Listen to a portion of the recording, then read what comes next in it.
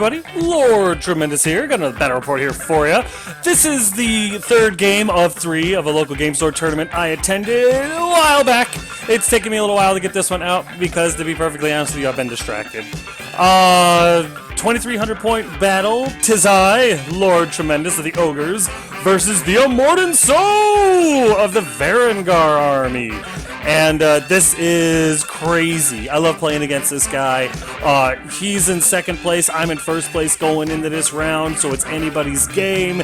And we're playing for pinks. We're going to kick the crap out of each other. He's playing with that crazy new formation that allows him to basically take trolls as scoring units.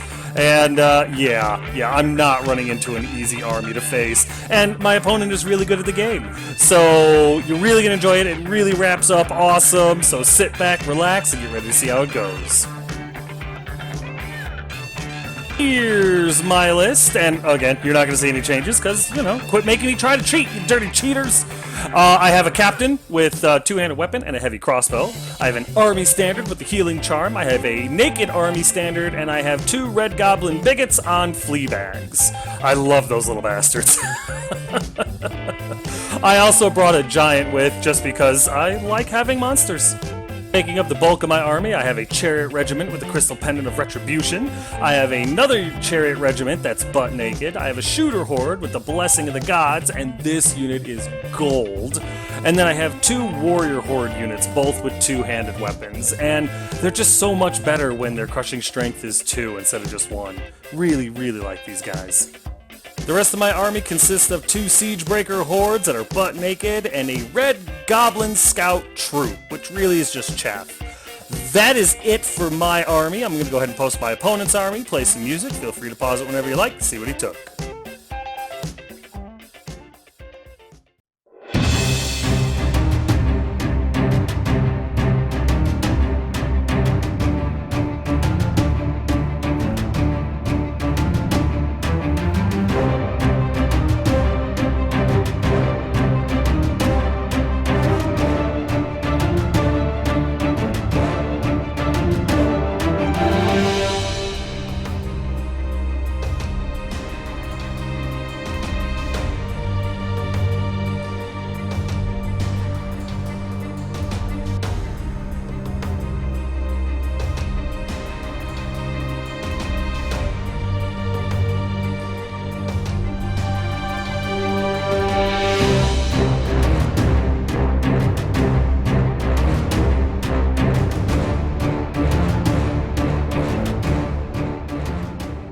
The scenario for this last game is Ransack. We rolled a d12, got Ransack, and it's basically place 1 objective marker in the exact center of the board. This objective marker is worth 3 points. And then you take, instead of rolling for the number of objectives to place, each player has the following fixed number of objectives. Since this was a tournament, we each had 1 extra.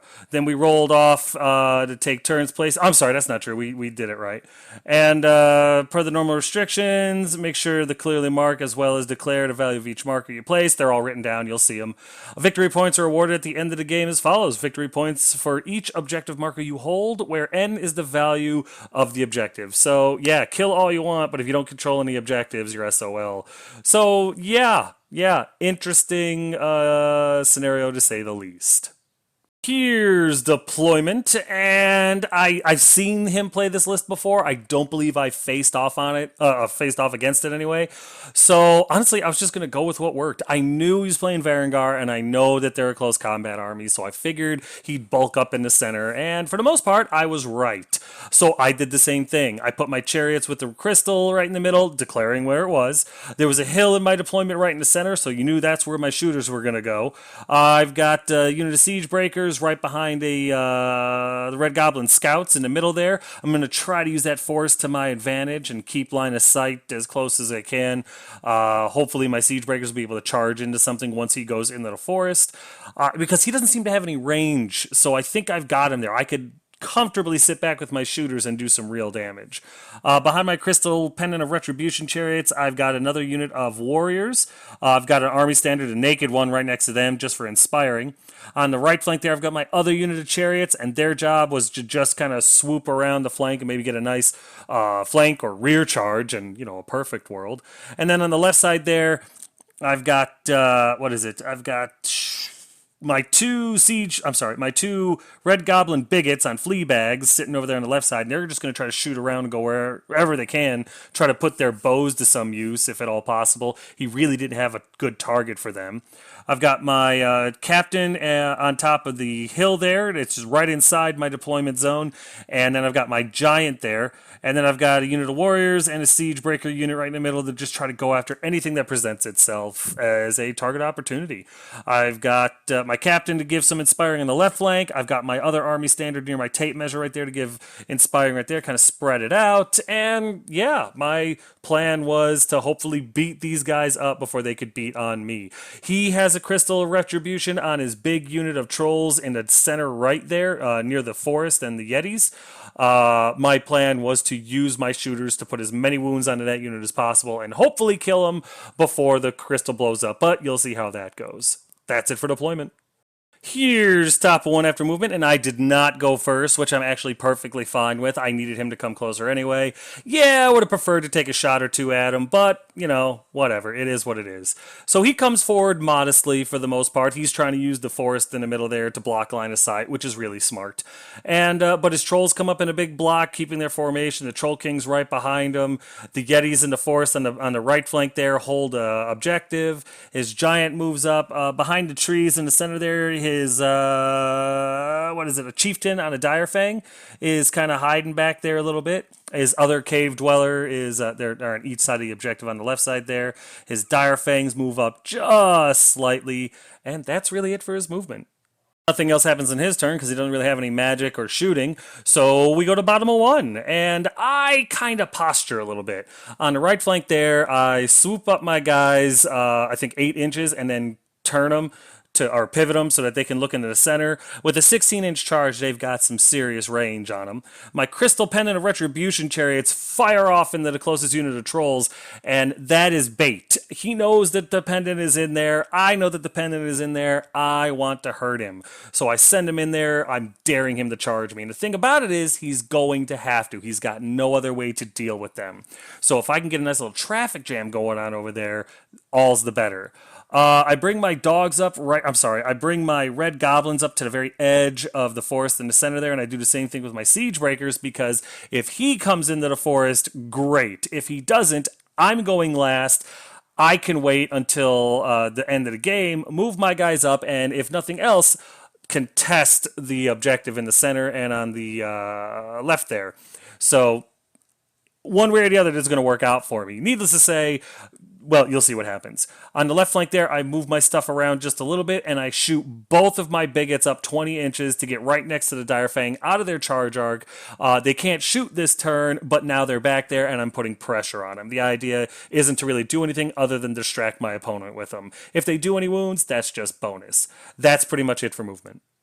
Pansy phase, my shooters take aim at his big unit of trolls, the horde one on the right side there, that has the crystal in it, and I hit with I think I hit with 12 shots. I hit with 12 shots, and I end up wounding with 9. 9 wounds right off the bat. My shooters are unbelievably good. So happy about that. Over here, my captain takes a pot shot at the giant and deals a single wound to him. It's better than nothing, I suppose. I'm sorry, the cave dweller. But either way, it only does a single wound, so whatever. In the nerve portion of the game, or of the phase, the trolls with the crystal are wavered. Yeah. Actually, my first roll was high enough to rout them, and then my second roll, I just barely wavered them. 9 wounds goes a long way, especially when I'm rolling as hot as I am. So this was awesome. We jump into combat, and my chariots blow it out of the water. They have 12 attacks. They hit with all 12. All 12 hit. 10 wounds. 10 wounds to this little regimental group of trolls. Oh my god, these guys came to kill. Oh, again, Dominar, this is all because of you. My dice wanted to impress you. I hope you're pleased. After 10 wounds and no inspiring, well, I think maybe the king was very inspiring. Either way, even with the reroll, they rout and I come forward just a couple of inches. I mean, I rolled the d6. I wanted to be an inch away from the regiment that was wavered, but it didn't happen. They only go up like 1 or 2 inches, maybe 3, and stay right there. And it's funny because a guy who was watching the game after this was all over and it was done, he goes, "Can I ask a question?" And I was like, "Sure." And he goes, "Why didn't you turn to face the trolls? Now you're going to get charged in the flank." And I looked at him and I went, "Oh, good question. Good question." I'm a bad person. So we go into top of 2 after movement, and yeah. The unit of trolls that's wavered, I think they backed up an inch or 2, I'm not sure. The other big unit of trolls, as well as the regiment of trolls, goes into the flank of my chariots. Oh, happiness. Happiness in a way I can barely tell you. And then my opponent makes a mistake, in my opinion, and I think he would agree with me. So, hetero life mate, I'm sorry, but I'm going to point this out. His Sons of Corrigan move into the forest in such a way that my siege breakers on the left side there, they can see their flank. They can see them. They can make that charge. I mean, it's less than 10 inches. I've got that. So that's unfortunate. Not only that, but my warriors, who I think he's trying to bait out, can see their front. So I charge the the Red Goblin Scouts into the Regiment of Trolls. I can charge the Warriors into the Sons of Corrigan in the front and the Siege Breakers into the Sons of Corrigan in the flank. It's Miller time, you know what I mean? So, yeah. I saw him do that, and I was like, wow, the stars are really aligning for me today. On the left flank there, his Dire Fangs kind of back up a little bit because he doesn't like what the Red Goblin Bigots are doing, and his Cave Dwellers come towards the center to try to... I know he's baiting me with the Sons of Corrigan. He thinks they can take him, but it's just too many points. It's too big of a unit to not go after next turn, so I'm going to take the bait, and that's really it for his movement. He dives straight into combat, because let's face it, that's what this army does, and needless to say, he does 5, 10, 15... 19, 23 wounds total to this unit, which actually is a little low considering there was 2 units in the flank, but it's enough to do what I need him to do. Unit explodes.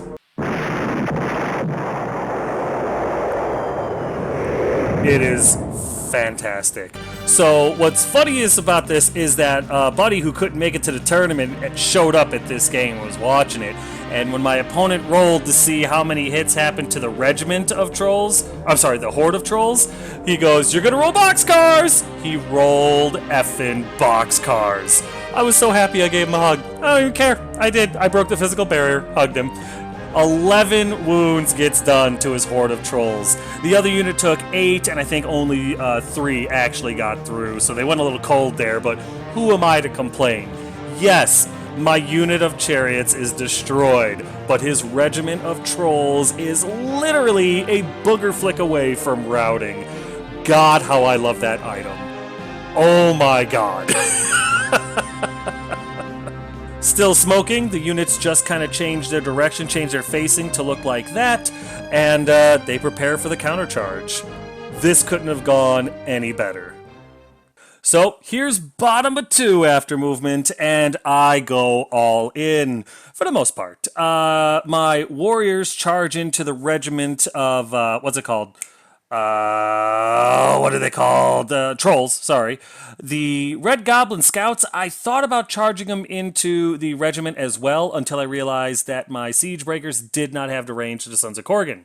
So the other Siege Breakers charge into their flank and make it no problem. The Red Goblin Scouts go into the front of the Sons of Corrigan, and I'm hoping that that is going to be enough. 36 attacks from Siege Breakers, even hindered, and they are going to be hindered, is a lot of attacks. So I'm not concerned about it. I think I'm going to be okay. And if the Red Goblin Scouts do anything, it's a bonus. It is a huge blessing bonus.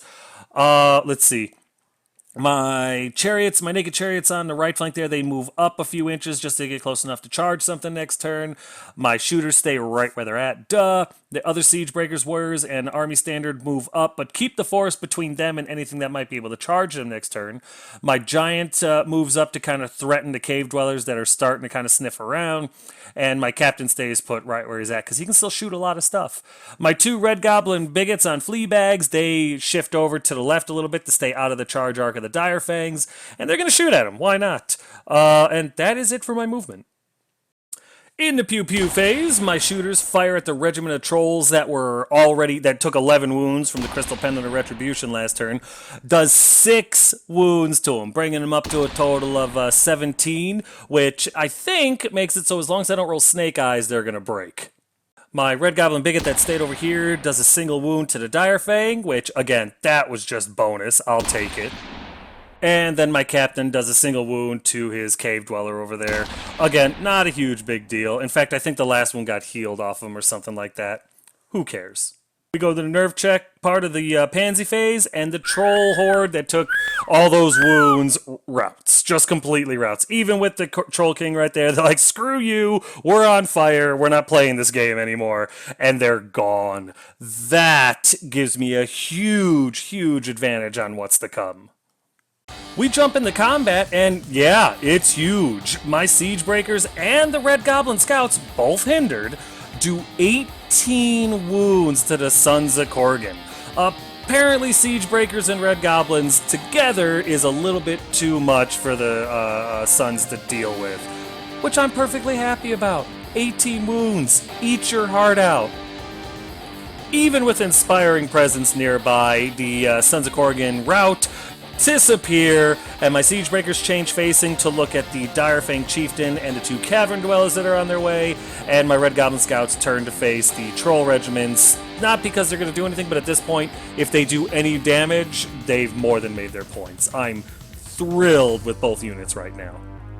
My Warriors don't do as well, not even close. Even needing 3s, and I think 3s, they only do 5 wounds to the trolls, bringing them up to a total of 8, so it's a possibility I can do something against them, but I don't know, I was expecting more. I guess you gotta take the good with the bad, right? I end up bouncing off the trolls, but they are wavered, so I don't have to worry about them countercharging me next turn, but I'm stuck here. And there's plenty of stuff that can go after my Red Goblins, and possibly even charge my Warriors. Whatever, we'll deal with it as it comes. At least these little regiment of trolls aren't going to hurt me too much. But I think that was their job anyway, so score 1 for my opponent. So here's top of 3 after movement, and it's a little bit livelier. On the left flank there, his Direfangs finally give up on the big Red Goblin Bigots because he realizes he's not going to be able to corner me. And they start moving forward towards my Captain and my Giant, which is actually really smart. His Cavern Dweller and his Chieftain on a Direfang go into my Siege Breakers. I think the Cavern Dweller has Strider or Pathfinder, but I think his character... Shoot, he might have the Potion of Caterpillar. I can't remember. But if they're hindered, they're hindered. If not, they're not. What can you do? On the side there, I believe his King Troll goes into the flank of my Red Goblin Scouts, which makes sense. His unit of trolls that were wavered, that have the Crystal Pendant of Retribution, they sidestep into the forest half their movement, daring me to charge them, and I will. Oh, I will. And that is really it for his movement. Oh, that's right. His King Troll has a breath weapon or whatever, and he fires it off at my Red Goblins and rolls terribly, doing only a single wound to my Red Goblin Scouts. While that's not enough to rout them, it is enough to waver them. And so, yeah, they're going to just sit there next turn, which, again, totally fine. That brings us into combat, and I get lucky as hell. Well, I get pretty lucky, I should say. The Cavern Dweller and his Chieftain on a Direfang are only able to do 8 wounds to my Siege Breakers. The difference between defense 5 and 6 is like the difference between 1 and a million. Let me tell you.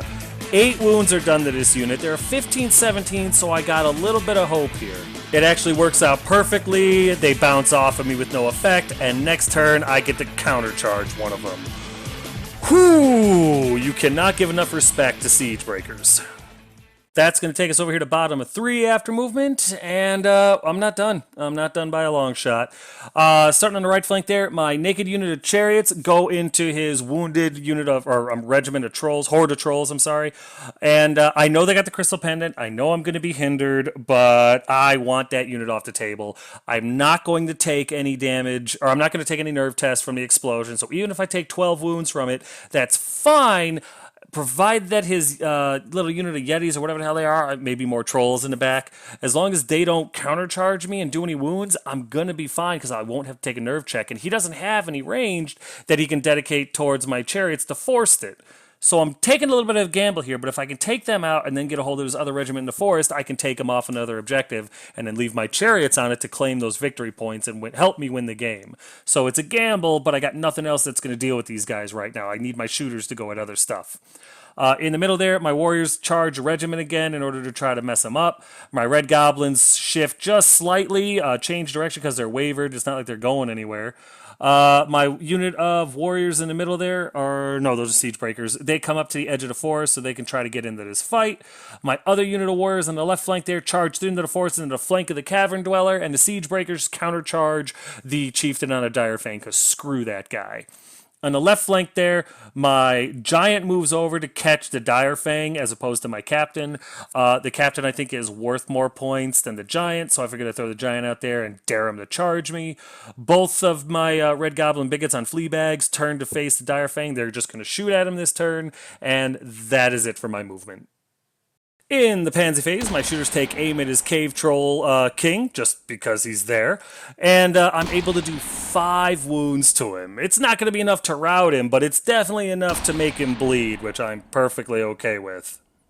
My army standard with the healing charm uses it on the siege breakers and takes 2 wounds off of them, bringing them from 8 to 6, which again, every little bit helps, right?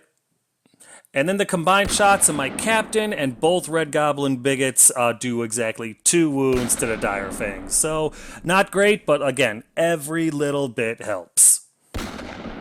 We dive into combat, and my siege breakers beat this chieftain's face in. 12 wounds. 12 out of 18 attacks wounded this guy. Love the siege breakers, really, really do. 12 solid wounds on this guy means that if he's not routed, he's sure thinking about it. I don't rout him, but I waver him, but it's not going to matter because he's got Fury and he's just going to be able to countercharge next turn. Either way, I'm glad that he knows that his days are numbered. My warriors in the flank of this cavern dweller do 13 wounds to this bad boy. Again, not as many as I would have liked, but you know what? The warriors don't have quite the hitting power of a siege breaker, but I still really like them, especially for what they do and the point cost and everything like that. I think they're very well balanced. And 13 wounds, even in the flank of a cavern dweller, is nothing to be upset about. Especially when you roll out of the box twice in a row and rout that motherfucker. So the cavern dweller dies a horrible death. I change direction with my guys just slightly to face the next cavern dweller, and yeah, it's looking like I'm very close to securing the center of this battlefield. Oh my god, thank you, dice gods, for having my back, because God knows I don't have the skill to pull this off on my own. My other unit of warriors that have recharged this unit of troll regiment or whatever, they do 7 more wounds to him. I believe bringing him up to 13 or so, give or take. They have been regenerating and stuff during their movement phase. I just don't take pictures of it because I don't think about it. It's really not that big of a deal. 13 wounds on this unit total. That should be enough to do some serious to rout him. Let's be honest. It is. They're routed, and I change facing with that unit to look more at the Cave King Troll. If he charges in the Red Goblins and kills him, so be it. If he tries to run away, so be it. But I'm going to try to shoot this guy or charge this guy to death. Because really, he's one of other than the Chieftain, he's the biggest threat to the middle right now. And if I can take them out, I own the board. In this combat, I don't do a whole lot. Keep in mind, 12 attacks. They are hindered. I only do 4 wounds, which they've already got like 9 on them, so I think it brings them up to 11. 9, 10, 11, 12, 13. I'm sorry, my math is terrible. So it brings them up to 13. It gives me a chance, but it is a horde. And it works out. They detonate. I think they do about 6 to 8 wounds to my unit of chariots here, but the unit itself is gone, and I stay right where I'm at. I think I back up D3 inches, which is only like an inch or two, after I roll it. But yeah, I back up slightly, and I take 6 to 8 wounds. I don't remember exactly how many, but yeah, all I have to do is clear out that last unit of trolls, and the right flank is secured. So here's top of 4 after movement, and my opponent is far from out. That backing up I did with the chariots on the right flank there in the forest put me exactly an inch away from the troll regiment in the forest there that's protecting that objective, so he couldn't charge me, which is great because he's well within 16 inches of me. I get to charge him next turn with my chariots. Yes, they're going to be hindered, but why not? I mean, there's a really good chance I got that. And if I'm looking at those wound counters right, I think I only took 4 to 6 wounds, so that's not terrible, especially from the crystal. In the center there, his chieftain and his king charge into my front and flank of my siege breakers in the forest. That's probably going to spell the end for them. The remaining cavern dweller charges into my warriors that just took out the other one last turn, and we'll see what happens there. And his dire fang on the left flank charge into my giant, which is exactly what I wanted. So we'll see what happens there. If the giant survives, he's going to join the charge of the captain into him. If he fails, well, then the captain gets to die in a glorious charge of doom. Either way, it should work out, and that's it for his movement. My opponent doesn't have a pansy phase, so we go straight into combat, and his dire fang are able to do 13 wounds to my giant. These things are as nasty as they come, so the fact that I only took 13 wounds is kind of a blessing. My giant is wavered, which is great because he's got fury, and I can countercharge these guys all day. But still, it's oof. It was a lot of wounds. If I don't deal with him next turn, my left flank's in trouble. The Cavern Dweller into my warriors only does 6 wounds. With the 15, 17, and the army standard right there, I'm pretty confident they're not going anywhere. I'm absolutely right. The Cavern Dweller bounces off, and I get to countercharge him next turn. Didn't even phase me. This isn't the combat that I'm worried about, though. This one is. My opponent doesn't roll out of the box, but he does roll pretty well.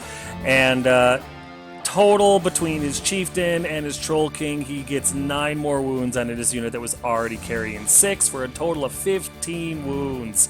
I do have my army standard right next to him, but unless he rolls like crap, they're gone. My opponent does not roll like crap, and I lose my Siegebreaker unit.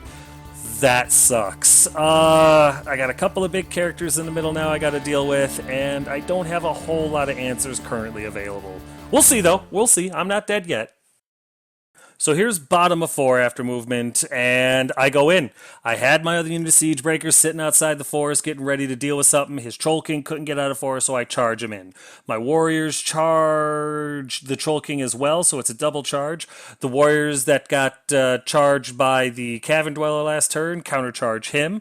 And then on the left flank there, the Giant, the Captain, and both of the Red Goblin bigots on flea bags charge Dire Fang. Why do I send the Red Goblin's bigots in there? Because it's 3 more attacks on each of them. I know they don't double or triple their attacks because they're individuals, but every dice I get to throw at this unit is another die I get to throw at the unit. So I'm just desperately trying to wound him, to just get as many wounds on him as possible, so maybe I can waver them at a minimum. In the back right there, my chariots charge into the regiment of trolls that are holding on to that objective. And it looks like, yeah, they're carrying 5 wounds. They're going to be hindered again, but it is what it is. And my red goblins start moving just a little bit to try to claim an objective up there, just in case my chariots fail to secure it from the regiment of trolls. That's it for my movement. In the Pansy phase, my army standard is able to heal 2 wounds off the warriors that are currently fighting the Cavern Dweller. And again, I'm only doing it because every little bit helps. And then we dive into combat, and this combat goes spectacularly. My Red Goblin bigots do a wound each. I was so proud. My captain did a bunch of wounds, but my giant, oh dear lord, my giant, with 10 attacks, I think he wounded with 9. So 14 wounds gets done to this unit that was already carrying 4 or 5, give or take. So I couldn't have been happier about the way that worked out. The unit routes by a landslide, and the left flank is secure. My captain and both of my bigots turn to face the center-ish of the board. My giant, I can't pivot and not end up in one of my units, so I just leave him right where he's at. Because honestly, the giant has done enough. He's done enough. My warriors into the Cavern Dweller, although they are no longer hindered, it's hard to tell. They do 7 more wounds to him, which is very nice because that does give me a chance to at least waver the bastard. Not that it's going to matter, but it's a pride thing. But it's not meant to be. I bounce off of him, and I will be getting countercharged next turn. I'm glad I was able to heal those 2 wounds off of him. And then in this combat, the combined forces of my Siege Breakers and my Warrior unit do 14 wounds to his King Troll. Considering how many wounds he was already carrying, I think he's around 15 or 16 because of regen and stuff. It's hard for me to remember, but 14 wounds on a character is a significant amount of wounds. Unfortunately, not everything can go my way. I roll Snake Eyes for his nerve check. I bounce off, and his king has a really good chance of putting some serious damage on me.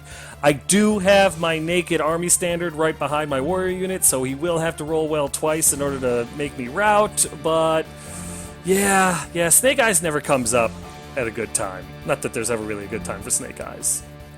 And then for my final combat, my chariots do 5 wounds to this regiment of trolls. Keep in mind they are hindered. 5 isn't terrible considering they only have 12 attacks. And hey, it's only a regiment. There is a chance.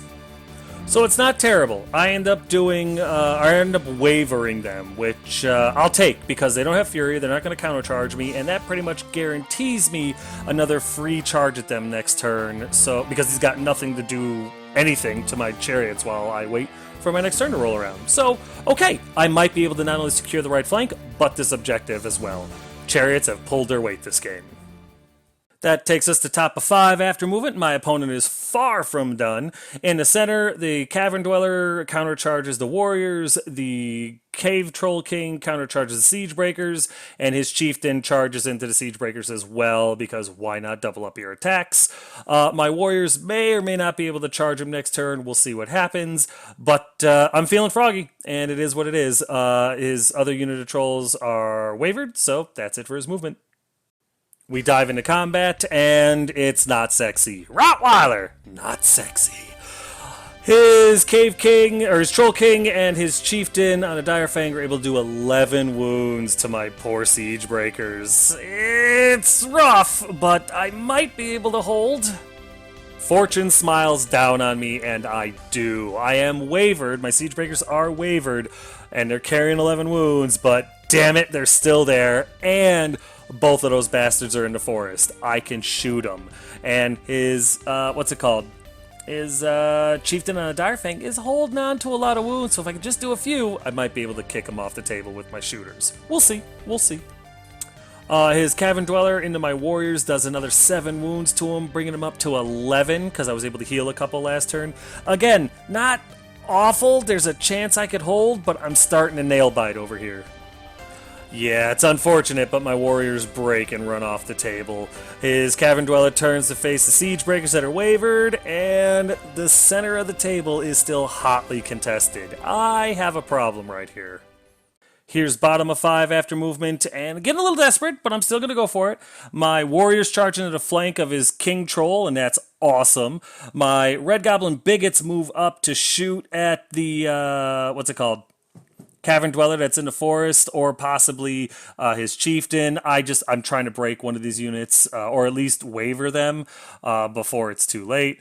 My Chariots in the right flank there in the forest charge the Troll Regiment again, hopefully killing them this turn. And my Giant just kind of turns around because I don't really know where I'm going to go with him. I want him to hold on to that objective before it's too late. And my Captain's going to stay still and shoot at the Cavern Dweller. That's it for movement. We go into the Pansy phase, and my shooters open up on his Chieftain on a Dire Fang and do 2 solid wounds to him, which I can't complain about. It's better than none. And then a combination of the Red Goblin Bigots and the Captain do 2 wounds to the Cavern Dweller, I believe.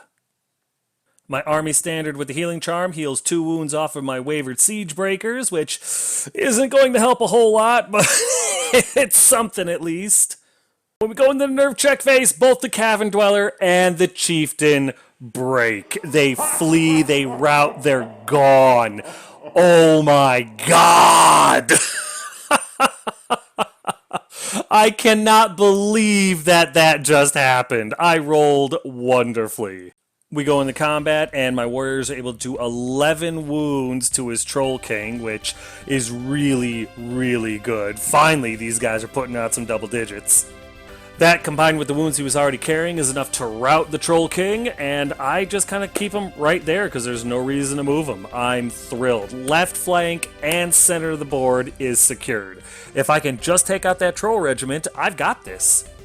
Still hindered and still consistent, they do 5 more wounds to the Troll Regiment, bringing them up to a total of, I don't know, 8 or something like that, because they did regen last turn. I just can't remember how many. So at least 5 wounds are on them. I like the consistency. You know, I can rely on those 5 wounds. I think they have a total of 7 now, and I don't rout them, but I do waver them, which, that's great. I will charge him again in my next turn and hopefully take him off the table, securing that objective. We'll see what happens. Here's top of 6, but not to be a dick, the only thing he can do is regen his regiment of trolls, and I don't remember how many wounds that he regens with him because everything else he has is dead. So that's it for his turn. And that brings us to bottom of 6. Really, the only thing I do is try to secure some objectives just to hold on to those points so I maintain my first place lead. I've got the one on the center there with my army my army standard, because he's not an individual. He can claim it. I've got the shooters holding one. I've got I think I've got my captain holding another. The giant securing the one over there. The red goblin scouts in the top center of the map are holding another one, and my chariots are contesting the one that his last unit of trolls are on top of. That's it for my move. Oh yeah, and my chariots charges trolls again. I'm hoping to finish them off. That's it for movement. We go straight into combat, and my chariots decide, screw this, we're not messing around anymore. 9 wounds onto this troll regiment that was already carrying at least 5 or 7 or whatever the hell it was at now. So, yeah, that was amazing. And, yeah, they finally rout. Basically, absolutely, tabling my opponent and securing me the last objective. So there it is. There's the end of the game. I've got pretty much every objective controlled, and there isn't a Varangur left on the table. I don't even know what happened. I blacked out for most of this game. In fact, most of this day, because I've gone from not being able to win a game to winning a tournament. So, yeah, no idea. No idea at all. I would say that they gave it to me, but they had a King's Award tournament on my birthday, and they beat my ass, so I don't think they're that nice. Needless to say, I was thrilled with myself, thrilled with the army, thrilled at the results, and we'll get to the recap in just a second because this game is over. That's it, man. Game over, man. It's game over. Oh yeah, if it wasn't obvious, this was a victory for Lord Tremendous. I was able to table my opponent in the bottom of turn 6. I ended up taking first place in this tournament where it was a total of 8 people, but hey, that's not bad for an LGS. And I have no idea how this happened. I'm happy it did, but I don't think I could ever repeat this again if I had to. Honestly, things went my way all day, from dice rolls to the way the situations all worked out to the lucky flank charges. If anything more went my way, I would have had a guardian angel rolling the damn dice for me. My shooters were absolutely terrific. They could not miss and they did not fail the entire game. But more than that, the Chariot Horde with the Crystal of Retribution won me this tournament hands down. They blew up the big-ass legion of zombies. They took out a huge brick of they didn't take out, but they did a bunch of damage to the Abyssals. And the 2 big units of trolls that were left on the table that weren't wavered took tremendous amount of damage from it. That crystal, that 50-point item, is one of the greatest items I've ever put in my armies to date. So, yeah, everything that could have went well for me did, and it stayed that way all day. I'm sure the next day I was hit by a car or something, but I don't remember because I was still living the high. So after this tournament, I decided that I'm pretty much going to retire the Ogres. I know it's sad, and this is for two reasons. One, I had always planned to retire the Ogres once my Varangur army was up because I just wanted to play something else.